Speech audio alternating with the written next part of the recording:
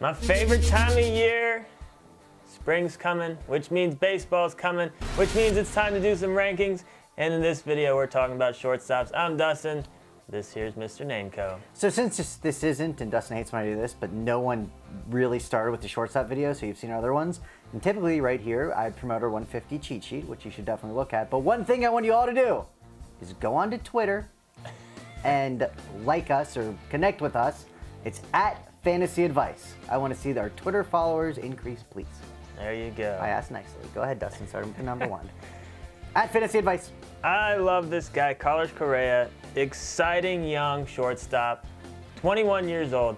You're gonna have to pay a hefty price tag if you want him on your team. He's gonna probably go late first, early second in most leagues, but it might be worth it. I mean, he definitely has potential being a 2020 guy. Has got potential for a solid batting average. I just think the upside is enormous with this kid. I think the sky's the limit. You're hoping to be at the end of the first so you can take him, correct? Like you would like him on the majority of your teams if possible.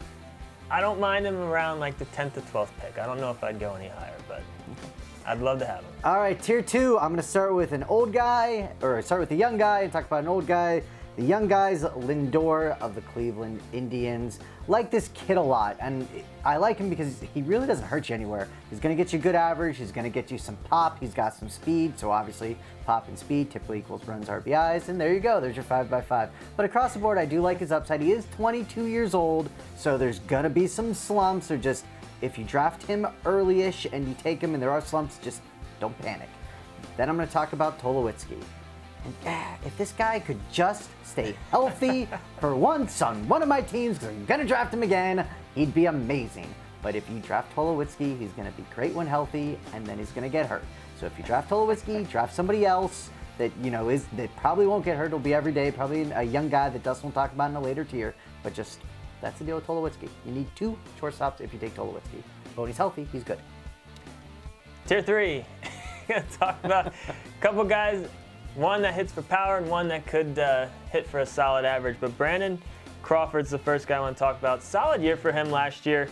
I think he could definitely lead all shortstops with home runs this year. So he's a guy that, he's not going to help you out a ton in the other categories, but he could definitely give you some pop.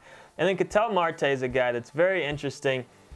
22 years old, exciting young player. He's got a great position in terms of being in a spot where he should be able to be everyday player.